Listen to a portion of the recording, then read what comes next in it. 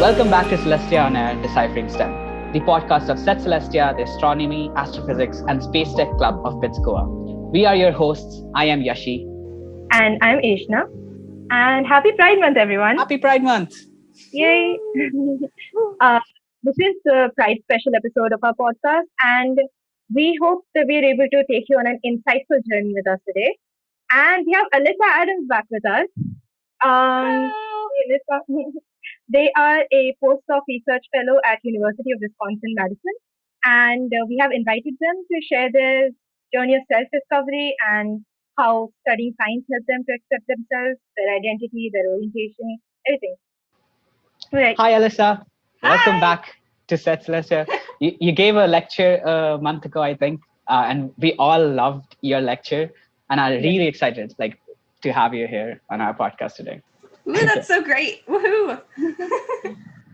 Okay, starting off, so this is Pride Month, which is why we have the podcast episode right now. How has Pride Month been for you? Did you do anything special to celebrate? Actually, so, I think with the pandemic, things aren't fully geared up. I was hoping for a really big parade, but it is a special Pride Month for me because it's my first Pride Month where I'm actually fully out. So it's special in my heart.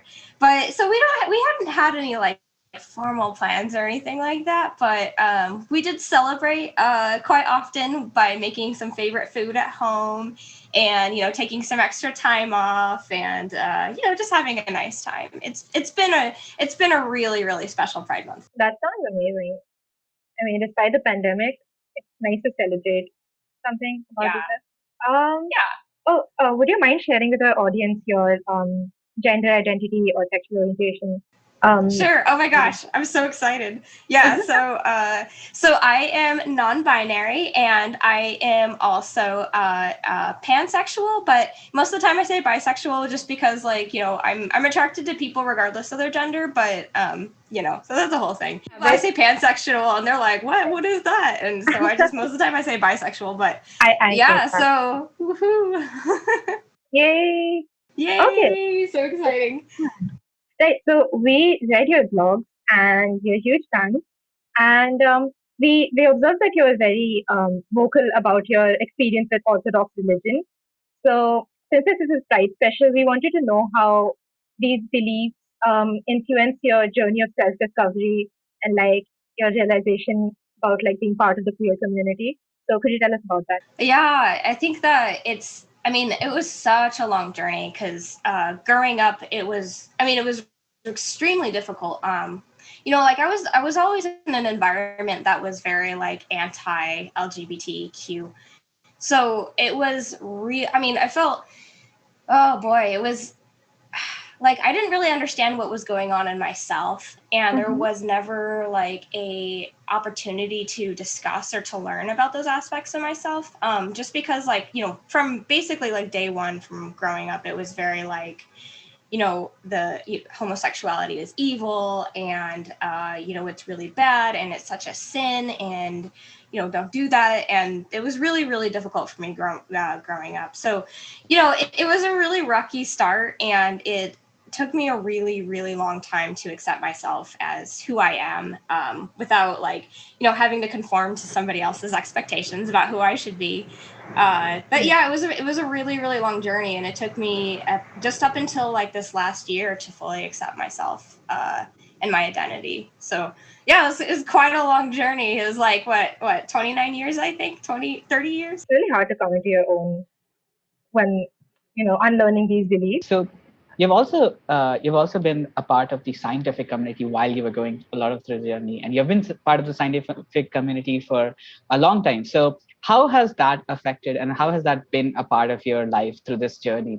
It has been hard, but how has the scientific community either helped or kind of disbarred you from getting to that conclusion?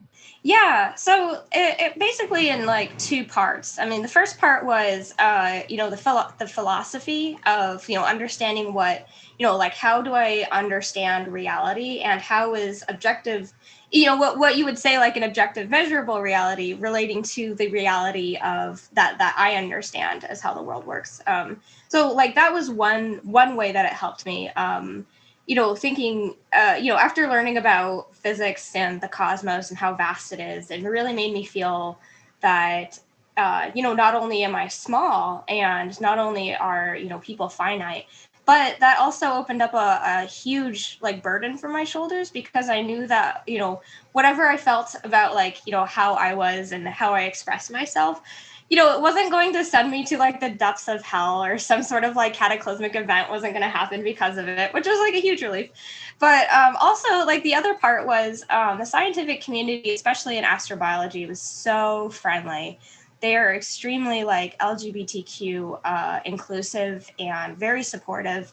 There's a lot of members of the LGBTQ community in there, which was like really great, because growing up I didn't have a whole lot of chance to interact with other members from the community, like a few, but in grad school it really opened my eyes to what life is for other people and what life could be for me as well. So yeah, I really felt like I was at home with science, not just with the way that I thought of the world, but with the community that came with it as well. So hooray for science, it's so nice.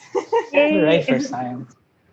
Also, like, I think something that isn't talked a lot about, maybe in mainstream media, but is like a big thing, like in STEM fields, a lot of what do you think about the inclusivity in the STEM fields from the top down and from the authority positions that exist today, and how hard it is for the community itself to encroach into the STEM field from your perspective? Yeah, I think it can be really tricky.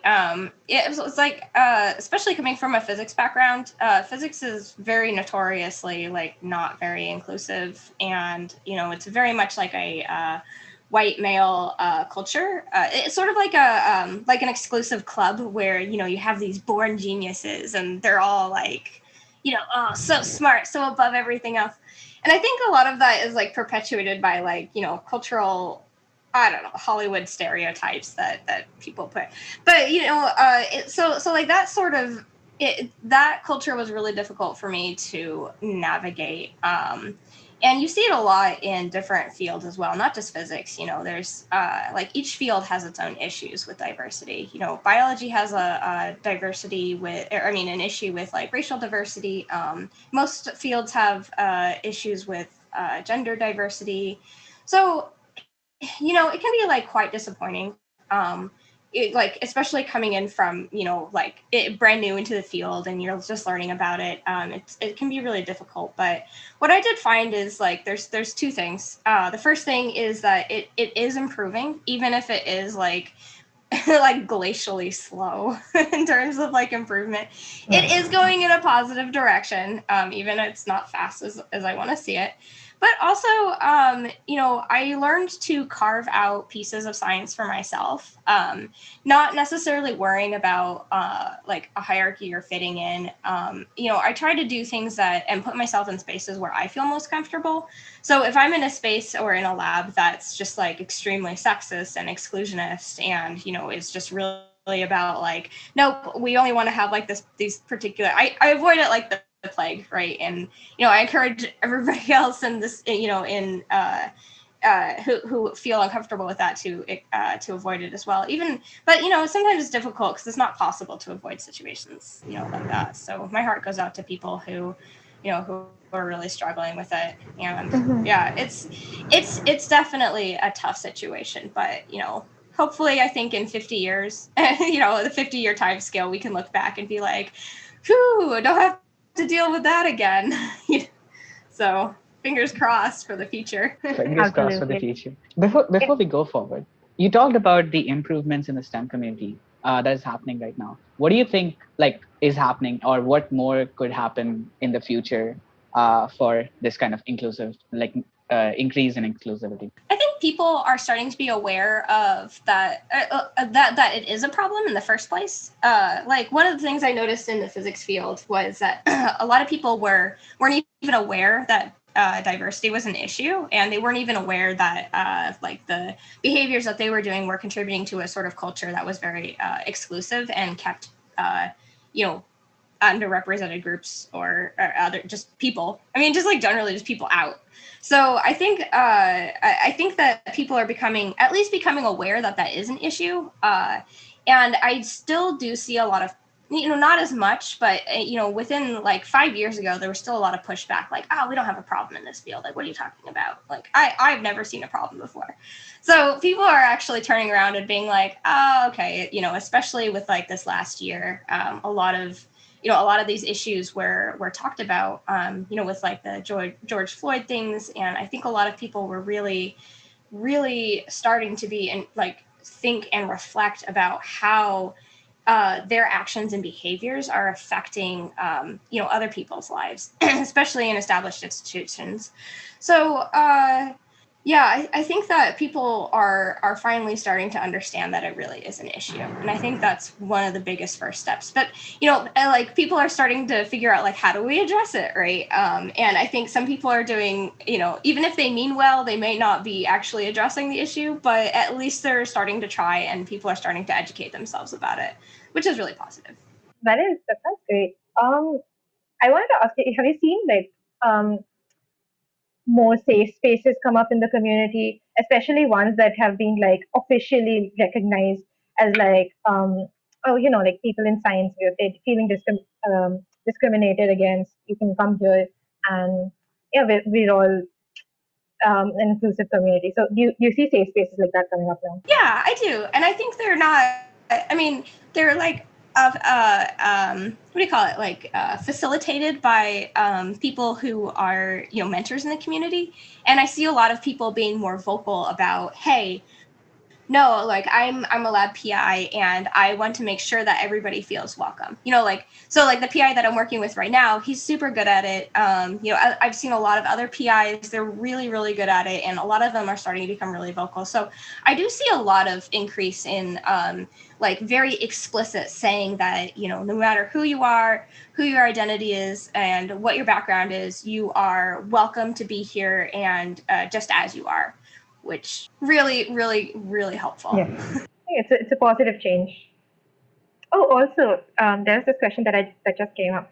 Um, what do you think about programs that offer like that benefit um, minorities, like over because I see a lot of backlash from certain groups about how these are unfair to those to like the cishet community or something like that. So it's like, oh, why would you favor like or the queers say or women or something like that? So how do you think these programs help increase diversity and ultimately help make the STEM community a better place? I think they're really great because they're actually because they're addressing like a very targeted issue. Like, oh, we want to make sure that this group of people feels welcome and feels like they're supported. And I think it's absolutely fantastic and absolutely needed, because a lot of those a lot of those mechanisms are already set up for people who have privilege for whatever part of their identity, and just like to have systems that are set up to give other people like that same access, and that those like same lowering of those barriers is an absolutely critical and needed thing. And I think it's absolutely fantastic. And so I'm all about those programs. And I think that that you see a lot of backlash, because I'm not sure if like the backlash is coming from the sense that, oh, they like the people don't really understand like the actual like problem that is at hand. I'm not sure if it like comes from that, or if like they actually see like the data and they're like, oh no, that's not a problem. But I haven't really seen any evidence so far of like the latter. So I honestly think it's still coming from like people don't actually realize that how bad of a problem it is, and how exclusive that certain institutions can be to particular groups. So so yeah, I totally support those programs. I think they're fantastic. Okay, yeah. So about this, like I think a lot of the backlash comes from people who feel that your identity is being favored over merit. So they feel like people who don't deserve it as much as them are getting a place in the community, which is I think where a lot of the hate comes from. Like, oh, you'd be seen as a less talented person if you came through a diversity program. So I feel like there's a lot of problem there. Yeah, I think that's definitely it's definitely an issue, and I've heard that a lot from people, and I think it can be really difficult because because it's not like I haven't seen any program that's like, oh, we're gonna throw merit away, like I've never even seen that before, so I'm always like, what? It's not about like, oh, we're throwing merit away and we're only focusing on identities, because that would also be like a really weird program to do. Yeah. So, but that's I haven't seen that as the case, and I also think that people who who are coming from like that sort of perspective might also not be aware of the sort of privileges that their own identity brings with them. So, like, why did you get into this lab? And I think that, if in a lot of cases, some people don't realize that it's like, oh, my privilege really like was a huge playing factor. Like my whiteness was a huge playing factor into getting in this lab. And that has nothing to do with merit. So I, I think it's sort of like, people not understanding exactly like what their privilege buys them, and what would life look like if they didn't have that privilege. I think that's something that I guess a lot of people like haven't thought of, and I understand like it's difficult, like if you've never like actually thought about it and you don't understand like why why should I care about this, like my life wouldn't be any different, because you didn't have like a chance to do it, then I can understand never thinking about it. But I think like the more conversations we have about it and the more opportunities we have to point it out, I think is really helpful. I think like because like this episode is very focused on the experience of the community. Do you have any specific anecdotes that you have heard about from your friends or something, or from people in the community that you have seen, both from STEM and queer community, like the intersectionality of it? Do you know about any stories where they were discriminated, or there have been any other problems that they faced throughout this journey?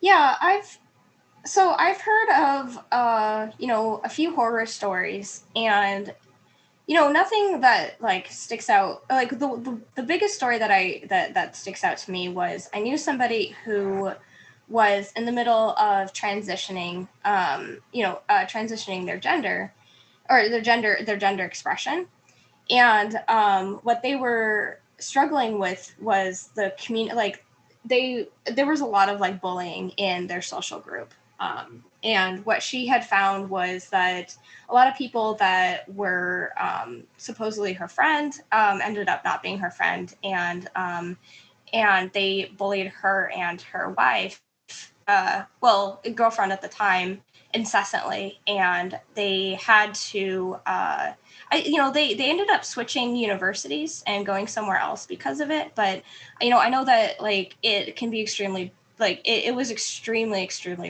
brutal for them socially, like within their friend group. And and I've heard like lots of stories like that where somebody like comes out and starts to make changes in their life to make themselves feel more comfortable about who they are and how they express themselves, and not everybody like in their friend group can take kindly to that.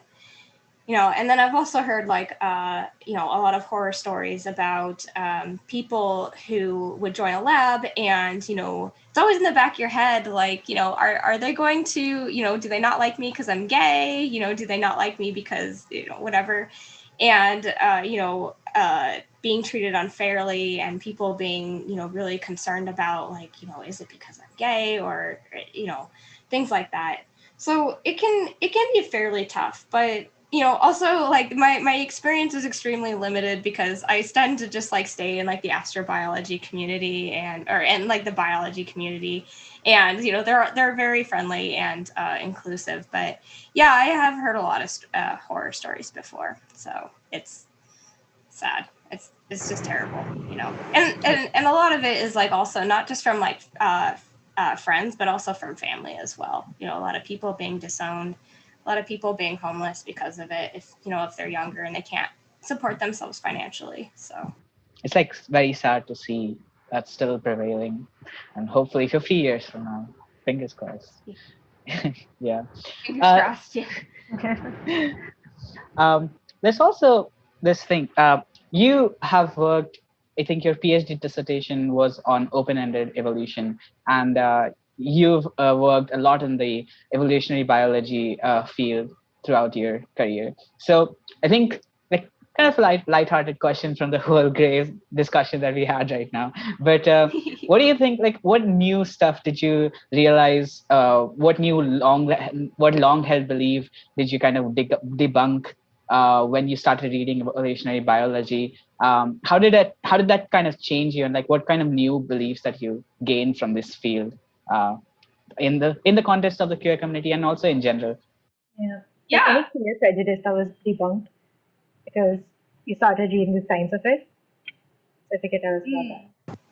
Yeah, I think the biggest thing that really opened my eyes was how scientists understand sex and gender. So I don't know anything about like like I have very little background in terms of like heredity and genes and all that kind of stuff, like cell biology and developmental biology. But I started reading a bunch of research on how how homosexuality is found in other species, which I thought was really fascinating. Like penguins, like gay penguins are so cute.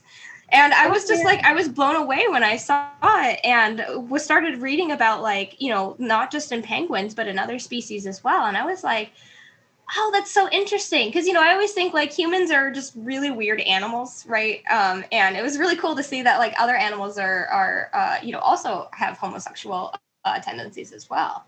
And I also saw that, like we don't understand gender and like sex expression very much. So like, there's this whole debate on like, is like the whole thinking about gender or sex, like in terms of like XY chromosomes, like what, is that like is that like a correct thing to do?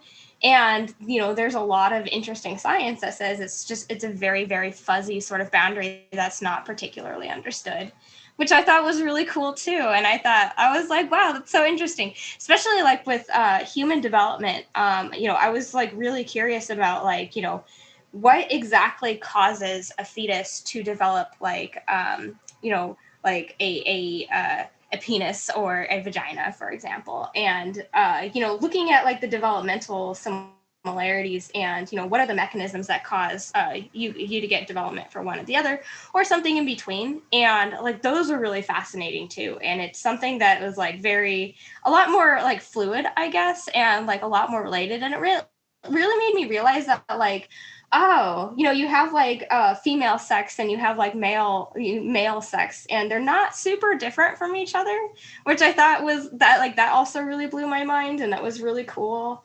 Um, yeah, and then I think the last thing that that science really made me like just super fascinated about was, more philosophically. I like to go back to this idea of like, life is very finite. Because like growing up, I was very ingrained in the sense of like, every human soul is permanent and fixed, and it's like a permanent fixture for the universe, but I realized that that was not the case. And as I'm living, I'm more of a process that will die someday.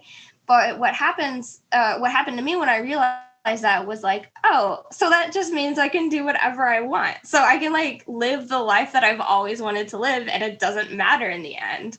So that was a really huge thing for me to really sink in and to realize that, oh yeah, I really can do anything, and I really can be like the person I've always wanted to be, and there's no limits, and there's no reason not to be, because life is short. So yeah, all kinds of interesting things. Yeah, I think it's really interesting that like a lot of people have this argument that being gay is unnatural, being non-binary is unnatural or something, and then it's like it's all over the place in nature. So like, what are you on about? Yeah. Yeah, totally. It's so odd to think that like humans are, we're not animals for some reason. Yeah. And so therefore like biology doesn't apply to us. It's like, what? Who came up with that Yes. idea? we had a fun question for you. We know you're really into League of Legends, right? Because you talked about that in your lecture when you came for the Celestia lecture before this. So Riot Games recently made Leona and Donna an official couple. So what do you think about that? I honestly had I thought it was in the lore and I totally missed it, and I was like, what? How did I miss that? Normally I know everything about League of Legends. And then I was really confused, and then I thought they were sisters too, and I was like, I don't know what's going on. But then I read into it. I was like, oh, okay, gotcha. And I think it's adorable. Uh-huh. I think it was really cute that they made them a couple. So I was like, all right. And they have these little emotes that in the game, and they have pride emotes, they have pride flags, and I was all decked out. I decked out my character and my profile and stuff. So I actually really loved their pride their pride event this year. I think they did a really, really fun job. So yay. Were you surprised by this announcement? And oh, I did not see that coming. Oh, really? Or was it a situation where everybody already suspected that they were a couple and that just made it official? I mean, since they're not really they're not Teemo, so I don't pay too much attention to them because I love Teemo the most. So I didn't know it actually surprised me because I was I just thought I missed something.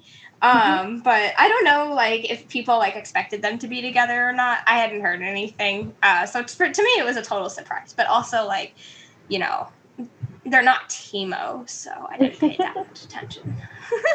For anybody who's unaware of the League of Legends, it's a game, and Teemo is one of the characters that Alyssa likes a lot, and they're geeked out in our lectures a lot of times.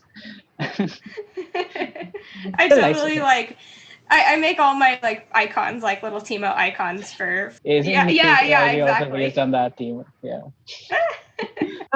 If I'm not wrong, there's other queer couples and stuff in League of Legends, right?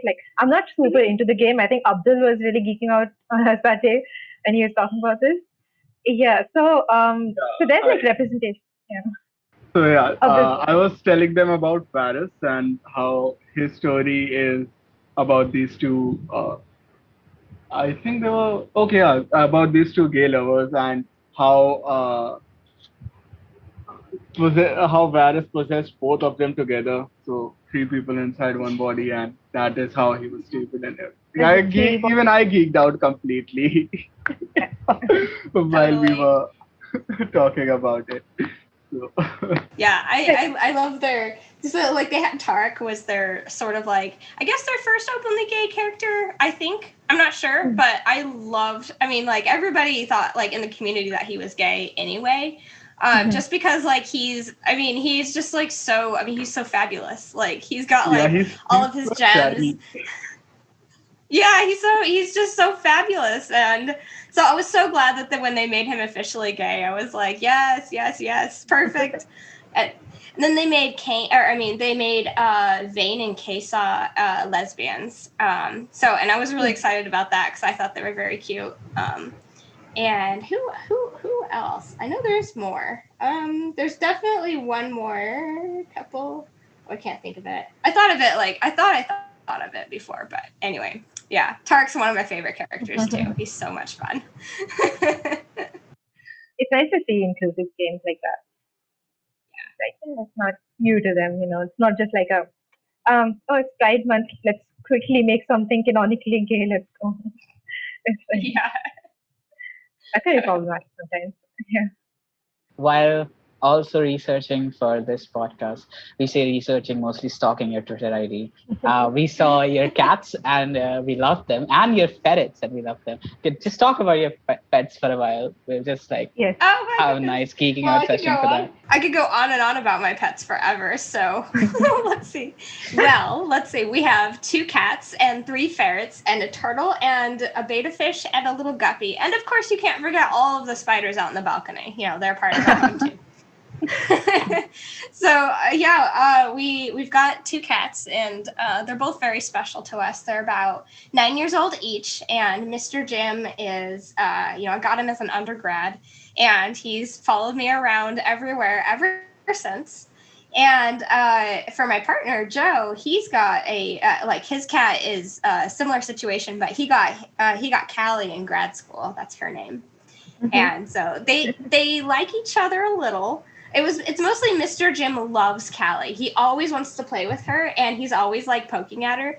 But Callie is like, I don't want to play with you. You're too much. I hate you. So, so that's sort of like their dynamics is Mr. Jim stalking Callie and trying to pick on her, and Callie being like, go away, I hate you.